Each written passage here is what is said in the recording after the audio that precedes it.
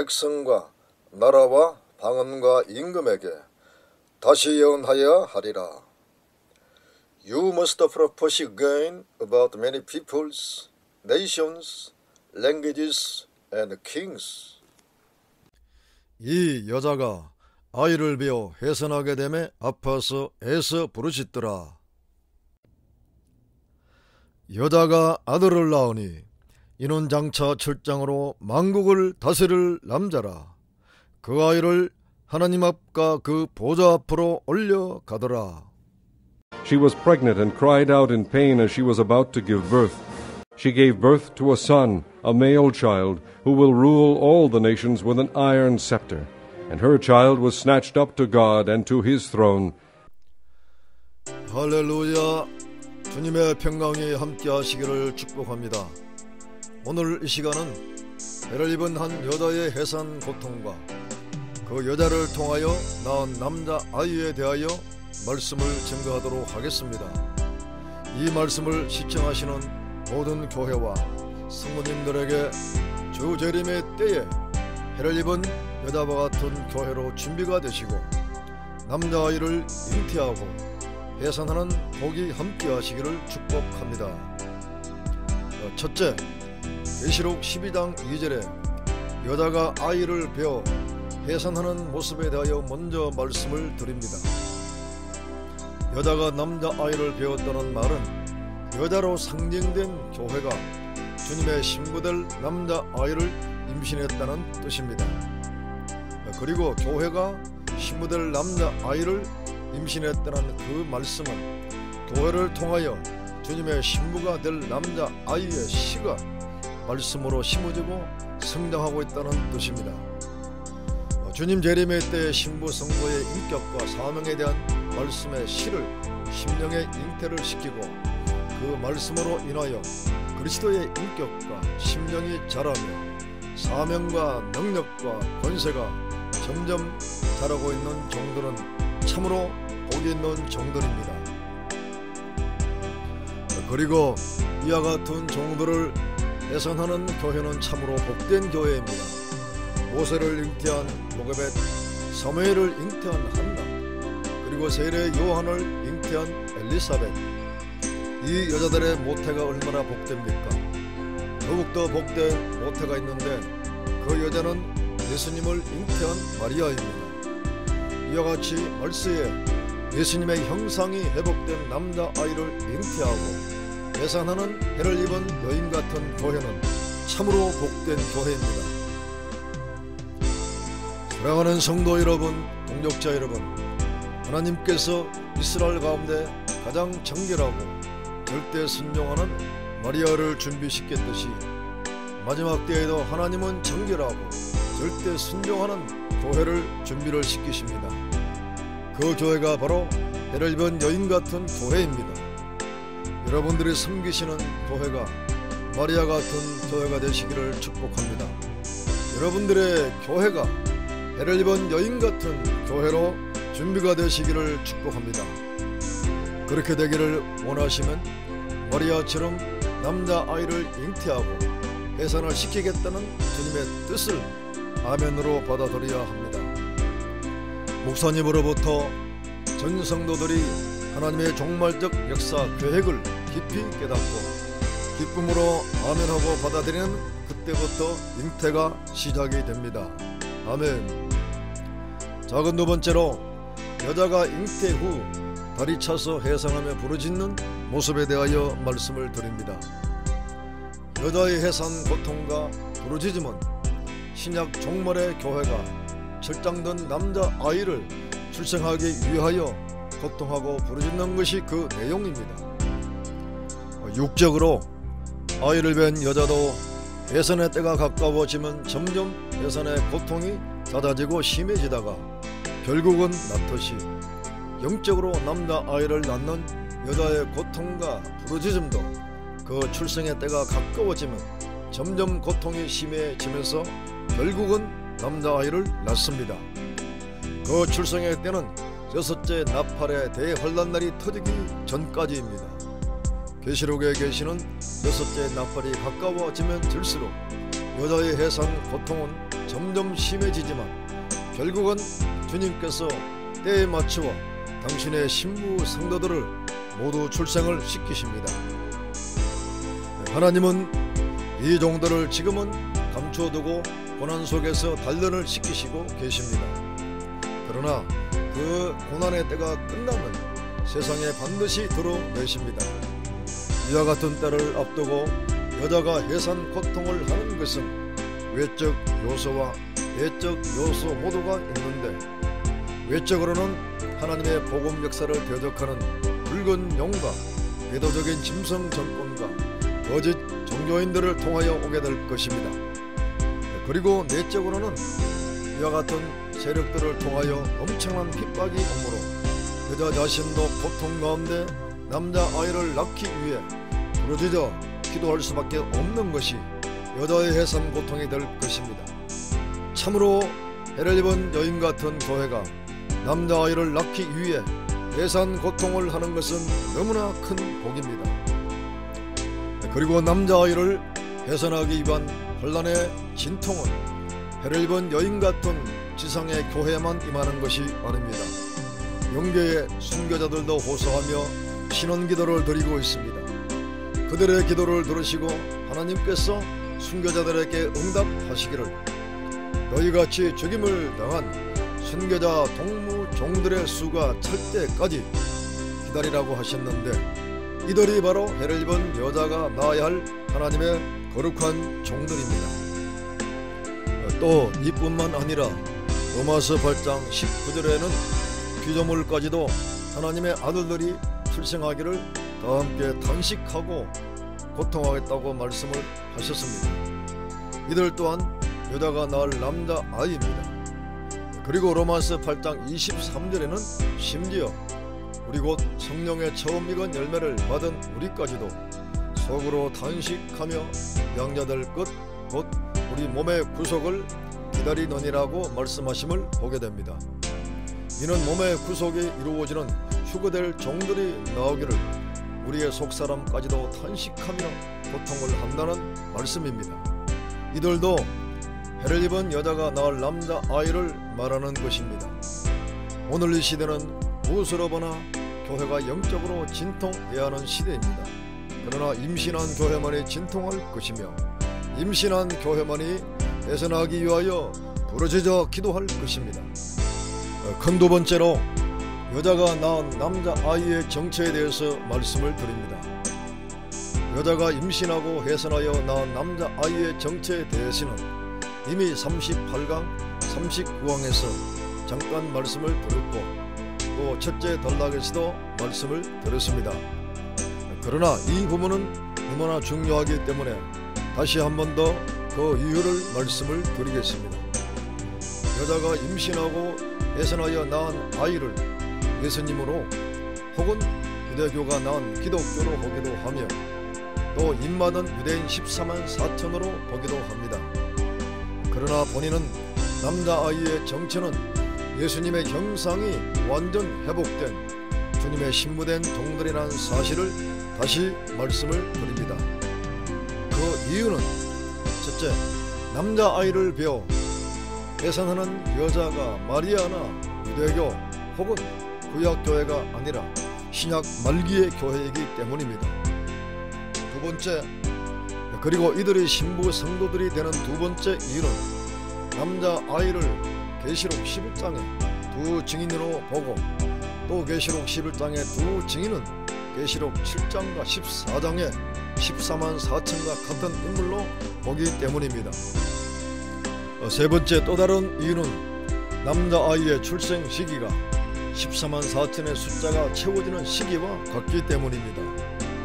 14만 4천의 숫자가 다 채워지는 시기는 계시록 7장 1절에서 3절에 계시된 바와 같이 땅과 바다와 나무가 헤함을 입기 전 곧 대환란의 바람이 불기 전이라는 사실을 말해주고 있습니다.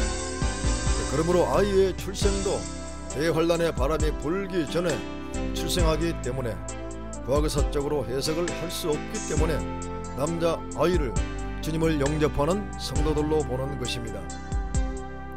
이와 같은 사실을 이사야 66장 7절과 9절의 말씀도 증명을 해주고 있습니다. 66장 7절에서 시온이 구루하기 전에 생산하며 고통을 당하기 전에 남자를 낳았으니 라는 말씀의 예언은 교회가 대환란의 고통을 당하기 전으로 필자는 보고 있으며, 남자는 계시록 12장 5절의 남자와 동일한 남자아이로 보는 것입니다.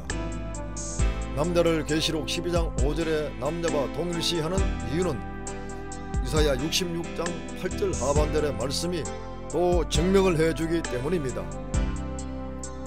시온은 구루하는 즉시에 그 자민을 순산하에 도달하는 66장 8절의 말씀 속에서 자민은 구루하는 즉시라는 말이 남자의 출생 시기와 분명히 대조가 되고 있습니다.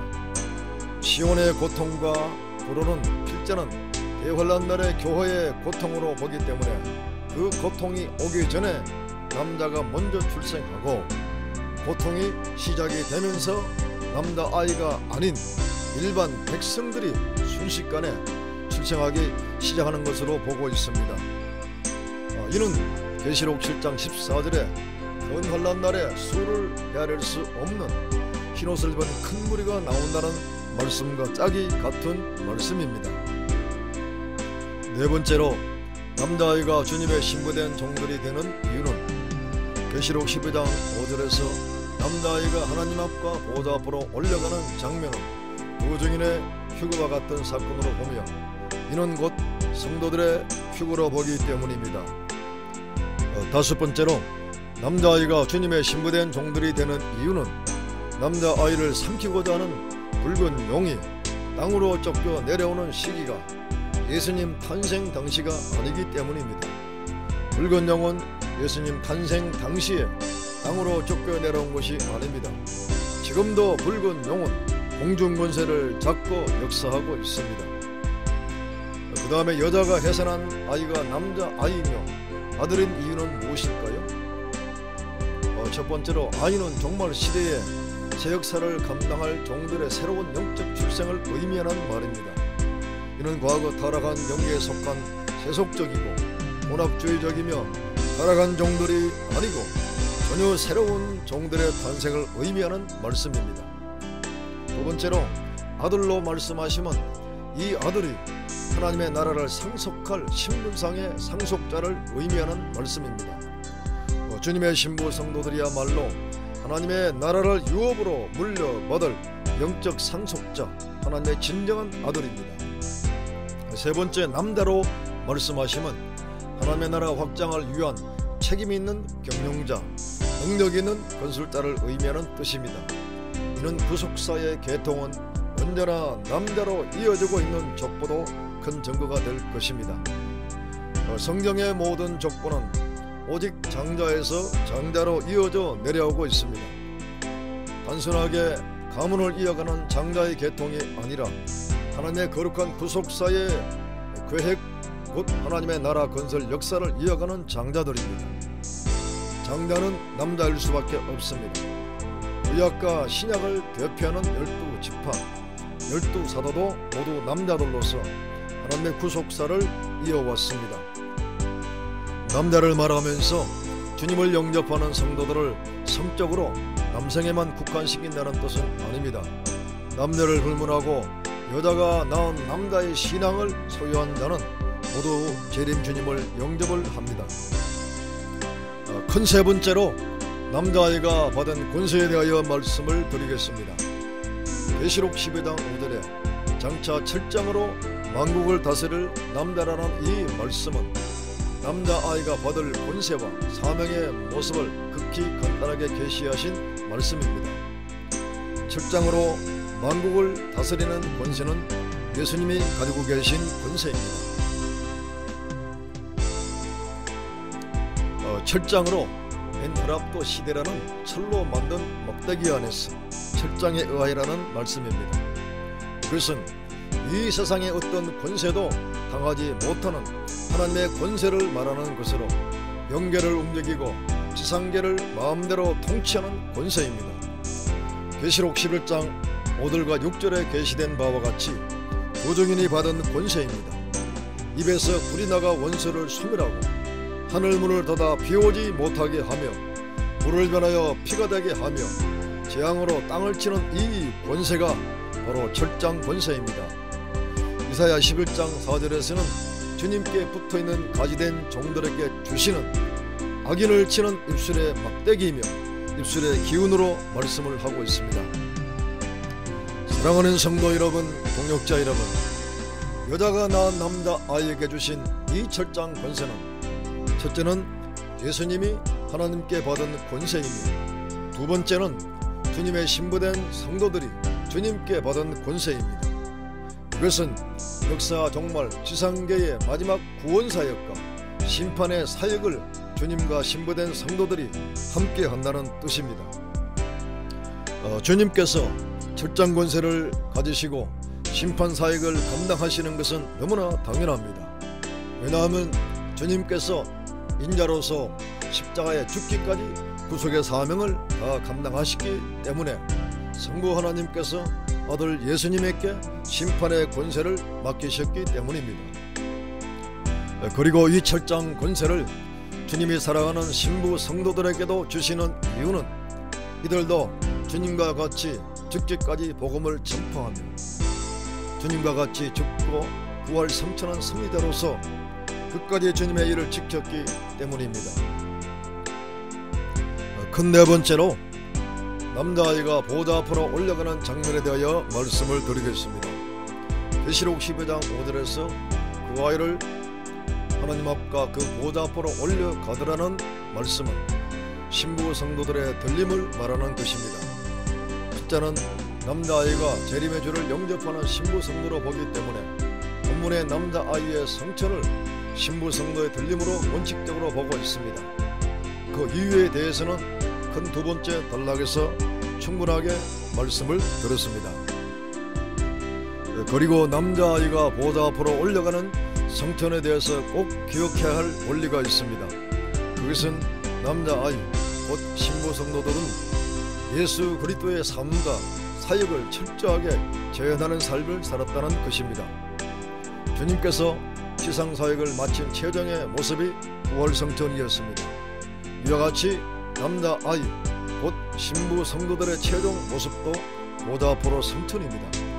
이는 남자아이로 계시된 신부 성도들이 예수 생애, 신부 성도의 생애, 예수의 죽음, 신부 성도의 죽음, 예수의 부활, 신부 성도의 부활의 삶을 살았기 때문입니다.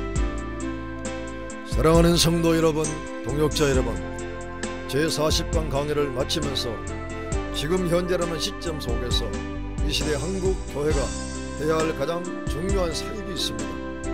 그것은 한국 교회가 해를 입은 여인 같은 교회로 준비가 되어야 한다는 일입니다. 구약시대의 모세와 사무엘과 세례 요한을 해산한 여인들 같은 모습의 교회입니다. 더 특별히 예수님을 해산한 마리아 같은 교회입니다. 이 여인들은 누구보다도 민족적인 위기 속에서 큰 아픔과 고통을 가슴에 안고 애통하면서 나라와 민족을 위해 기도한 여인들이었습니다. 마지막 시대의 교회 안에서도 남자아이가 그냥 등장하겠습니까? 말씀으로 세속화된 한국 교회 실상을 바라보며 하나님의 징계를 받을 수밖에 없는 이 민족의 타락한 실상을 직시하면서 애통하며 중보 기도하는 여러분들이 되시기를 바랍니다. 우리들의 애통과 통곡하는 눈물의 기도는 하나님이 준비하신 거룩한 종들을 등장시키시는 위대한 역사가 될 것입니다. 아멘. 할렐루야.